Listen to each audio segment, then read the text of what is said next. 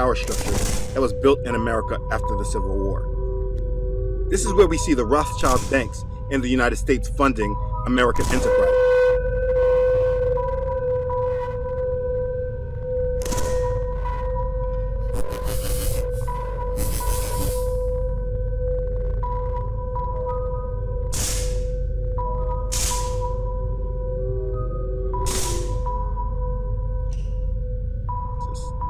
I won't even go into families like the Astors, who pretty much own New York City, while we see Astoria in Queens or elite hotels like the Waldorf Astoria. We don't need to go back that far. I won't go into the Vanderbilt Empire, who controlled our railroad system, whose Grand Central Station in the heart of Manhattan was built to be a physical symbol of the wealth and power of the Vanderbilt family.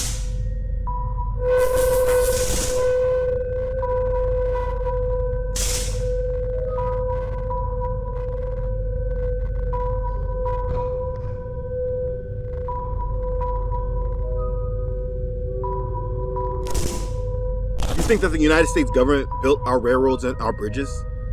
No, not in the beginning. What we will talk about are the Rockefeller family, the House of Morgan, and the influence of Andrew Carnegie.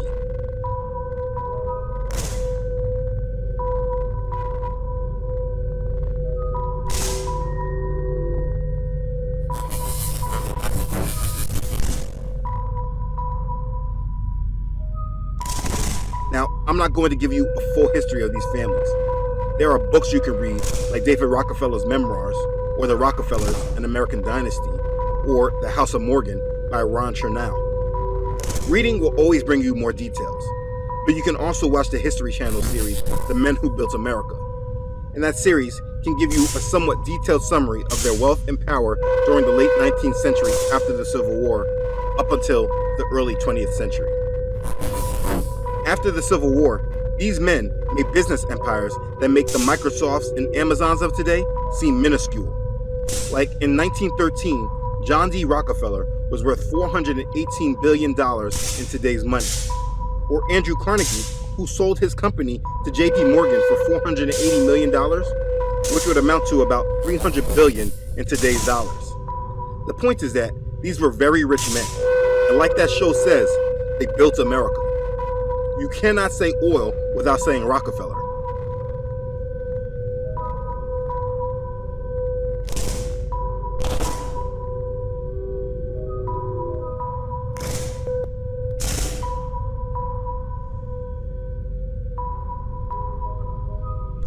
He controlled 90% of the North American oil supply. When his company Standard Oil was accused of being a monopoly, he built all the separate companies of Exxon, Amoco, Mobil, and Chevron. All very separate companies, but all owned and controlled by him and his family. When you say J.P. Morgan, you of course know banking, but you don't think about companies like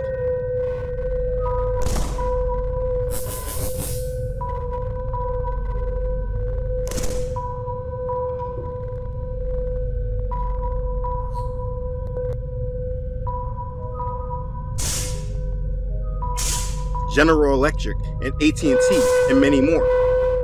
Andrew Carnegie spread what he called the gospel of wealth, basically spending his money to influence society. These were very powerful men. Now let's fast forward to your time in education. For those in the United States, whether it was public or private, how come our education didn't teach us in detail about these men who built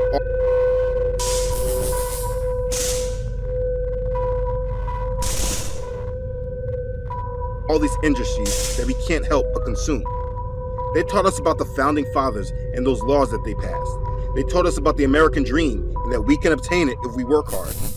But why didn't they really explain to us those that really achieved and lived out this American dream? I remember in school, they taught us about the Industrial Revolution, and they taught us things like Ford creating the assembly line.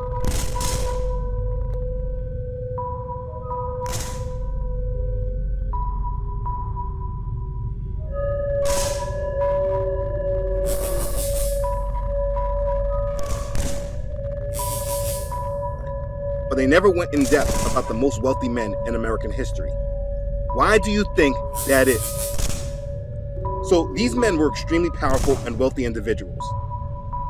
In an article written by the Federal Reserve Bank of Richmond on the website federalreservehistory.org, it is said about JP Morgan that in an era that lacked a central bank,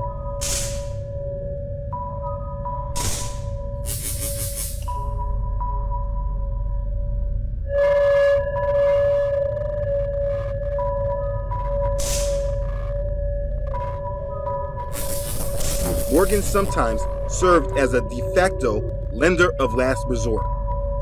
In 1893, the country experienced a panic sparked by a series of railroad failures and a run on gold. 2 years later, with the economy still struggling and gold reserves dwindling, Morgan organized an international syndicate of bankers to buy gold and sell it to the U.S. government in exchange for U.S. government bonds.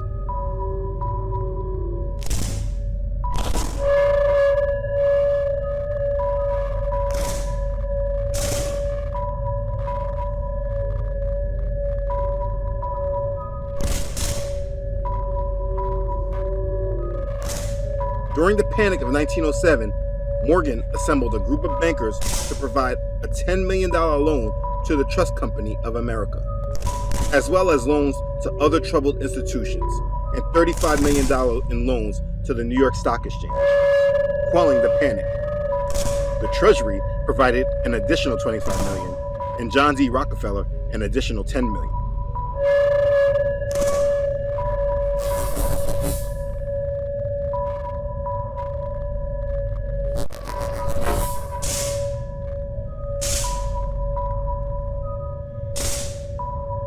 You see, this information is not hidden.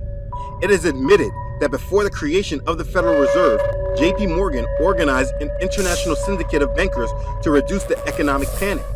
He was deemed a lender of last resort. Today, we have the politicians saying that they have to get the money out of politics. Socialists like Bernie Sanders and Elizabeth Warren have made claims that politicians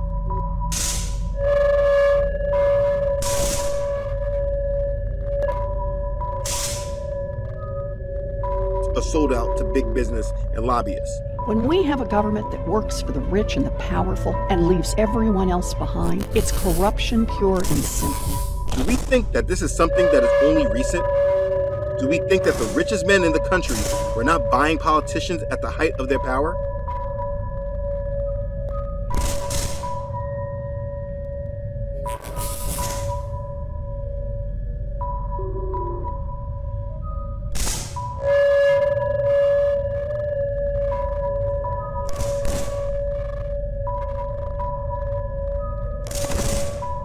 This was done in the election of McKinley in 1896. Episode 7 of the series showing JP Morgan saying, "We have to buy our president." It's a Democrat rally. He's a prohibitionist and a devout Presbyterian. According to him, Darwin's theory of evolution is a pack of lies. He's an enemy of the gold standard and an enemy of big business.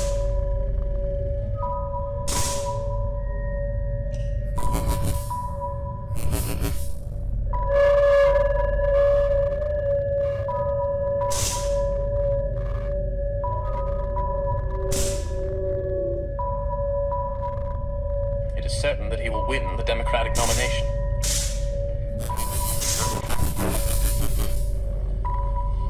What do you think? The Republican Party has a good candidate. No. We have to buy our own president. The Titans throw their full support behind the candidacy of Ohio Governor William McKinley.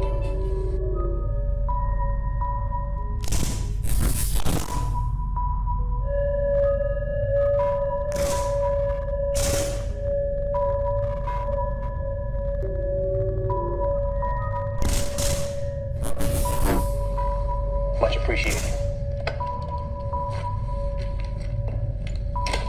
This is McKinley's speech that he'll be giving at the Republican convention.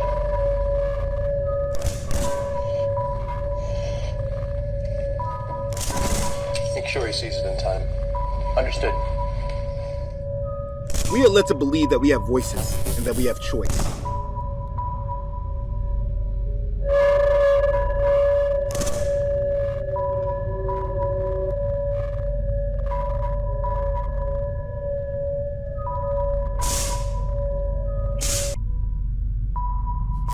But the truth is that they have yielded their wealth, influence, and power to give us an illusion of a voice and choice. But it's all directed by their unseen hand. Back to Bernays' quote, in almost every act of our daily lives, whether in the sphere of politics or business, in our social conduct or our ethical thinking, we are dominated by the relatively small number of persons.